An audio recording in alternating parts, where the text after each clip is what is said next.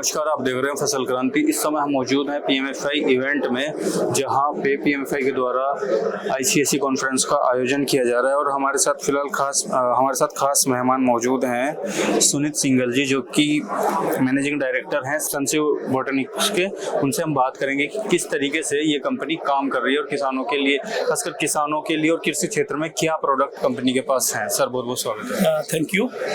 अभी हम लोग, जो हमारी कंपनी है बेसिकली ये नीम प्रोडक्ट्स बनाती है जी। तो नीम से जो होता है एक प्रोडक्ट निकलता है जिसको टेक्निकली हम बोलते हैं एजेडी रेक्टिन।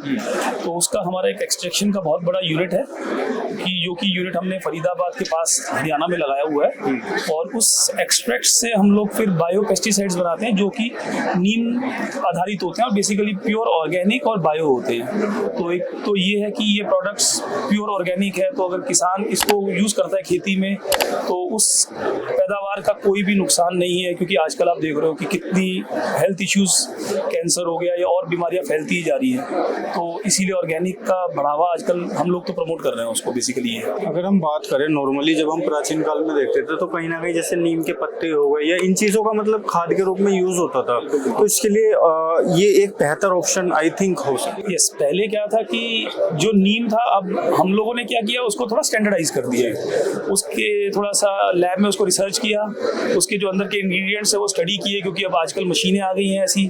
उसके अंदर जो मेडिसिनल एक्टिव सॉल्ट्स हैं उनको पकड़ा और उनको स्टैंडर्डाइज करके उससे ये दवाइयाँ बनाई। तो फार्मर को एक स्टैंडर्डाइजेशन मिलती है, नहीं तो कई बार वो समझ नहीं पाता कितनी मात्रा में क्या यूज करे, कैसे करे। तो इसका ये एक फर्क है।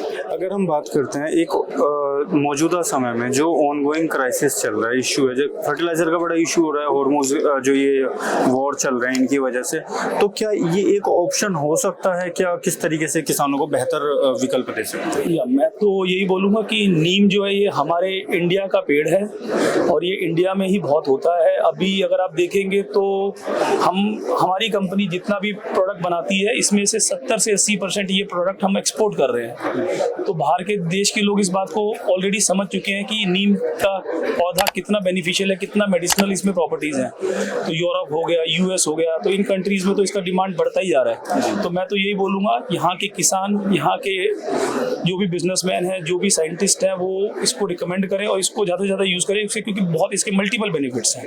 तो मुझे तो लगता है इस टाइम पे जो अभी ये वॉर का क्राइसिस है, हम लोग इम्पोर्ट का बिल अपना बढ़ा रहे हैं, उससे भी हमें फ़ायदा मिलेगा। हम अपने ही देश की प्रोडक्ट को अपने ही देश में यूज करें तो हमारे देश का भी पैसा बचेगा, हमारा देश का जो फॉरेक्स है जो आजकल चल रहा है वो भी बचेगा और हमारे किसानों को भी फायदा होगा। चलिए, बहुत बहुत शुक्रिया सर। अंत में चलते चलते जो किसान साथी और इंडस्ट्री के लोग आपको देख रहे हैं, उनको आप क्या कहेंगे? मैं तो यही बोलूँगा कि अभी जो पिछले 3-4 महीने से हमारा टाइम चल रहा है, थोड़ा सा अभी सिचुएशन, ग्लोबल जो पॉलिटिकल जो सिचुएशन है, इसमें थोड़ा हम लोगों को संभल के चलने की ज़रूरत है।